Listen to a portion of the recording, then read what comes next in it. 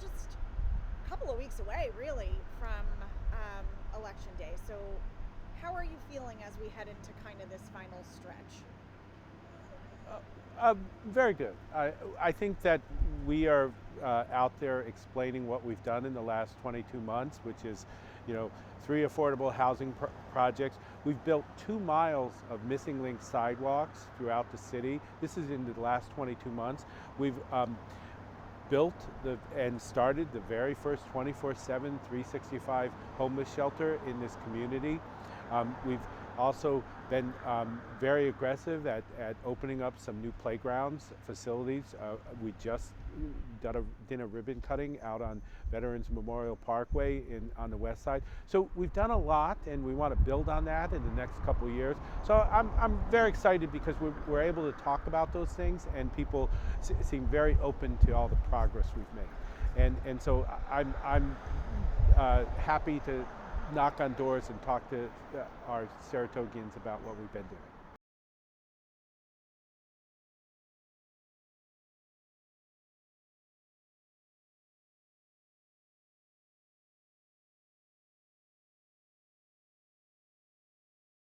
Well, the city council meetings have been very positive too. We've had over 100 meetings. 2 were disrupted. We immediately rescheduled those, got our work done, got the business of the city done. And here's the other thing.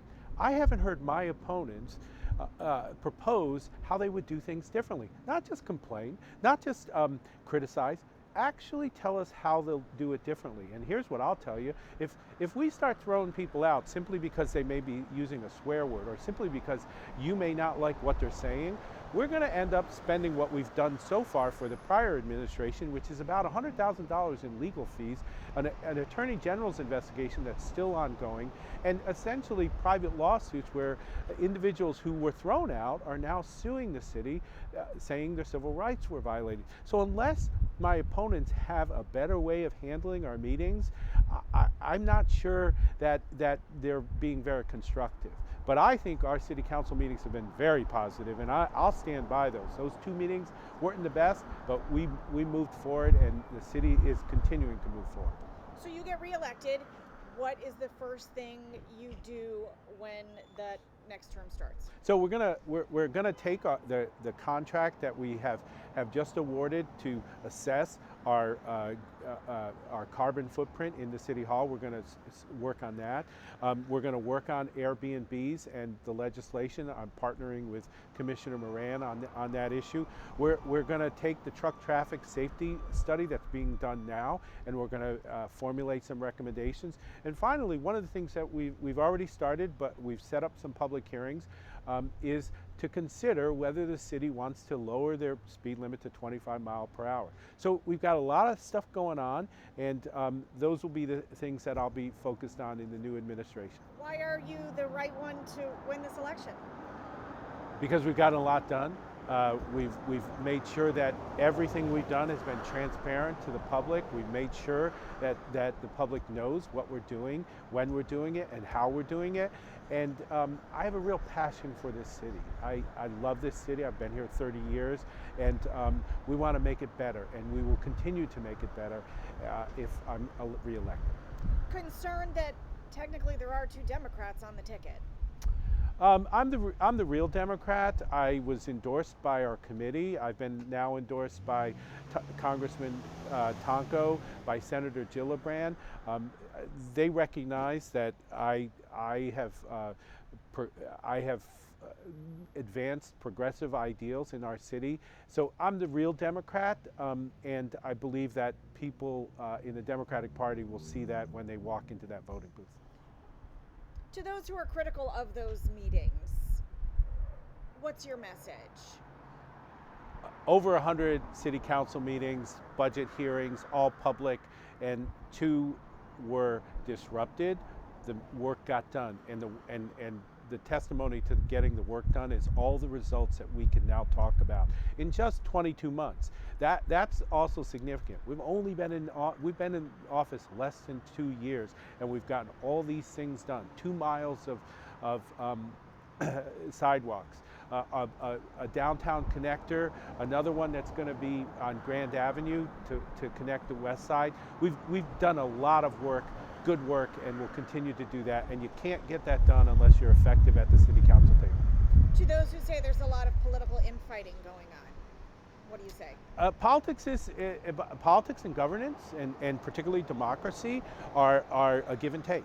And that's part of what has gone on at the table, and we're doing that. That's democracy in action. I think that we've been able to do a lot and get results. Anything else you think is really important to share? What do you want voters to know? I want them to know that I'm offering positive solutions to what the city is faced with. I haven't heard either of my opponents talk about what they want to do if they're mayor, and it's so important. Saratogians demanded that we make sure that people know what we're going to do. So I want to hear what they want to do, because I haven't heard anything. I'm listening.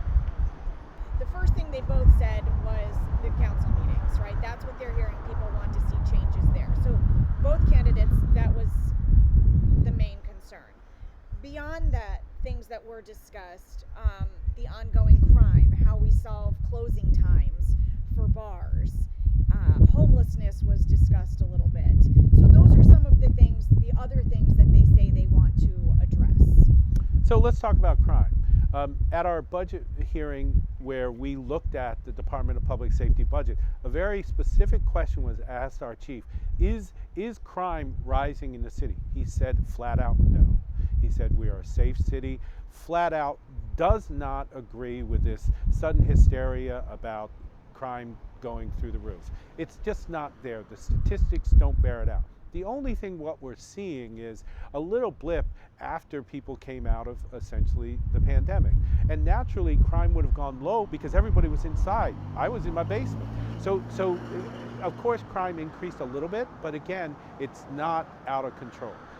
As to the homeless issue, we not only have solved the short-term problem by opening up the very first 24/7, 365 low barrier shelter. We have a task force that I put together that is asking the long-term questions. We'll be presenting recommendations to the city council, and we will move forward on a long-term plan.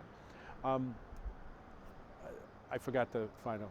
We said homelessness, closing time. Closing time. So I have been an advocate for us to close at 2 o'clock in the morning.